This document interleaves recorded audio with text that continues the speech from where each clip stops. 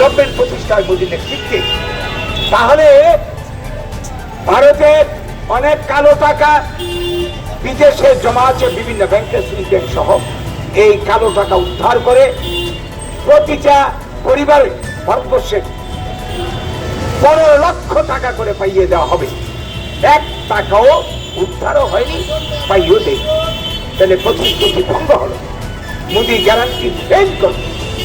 3 নম্বর মোদীজি বলেছিলেন যে যদি মোদীর গভর্নমেন্ট হয় 2014-তে, তাহলে জিনিসপত্রের দাম কমবে।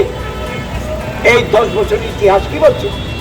জিনিসের দাম তো কমেনি, বরং কয়েক গুণ বেড়েছে। চাল, ডাল, নুন, কাপড় চোপড়, ওষুধপত্র থেকে শুরু করে নিত্য প্রয়োজনীয় এমন কোন জিনিস নেই যার দাম বৃদ্ধি পায়নি। তাহলে কি দাঁড়ালো?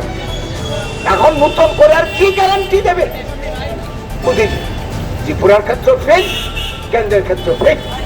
মাঝখানে আমরা দেখলাম এই মোদীজি রাজত্বে 500,000 টাকার নোট বাতিল করতে গিয়ে কি দাঁড়ালো? ভারতের এই টাকা উদ্ধারের নামে 100-র উপরে লোক মারা পড়েছে।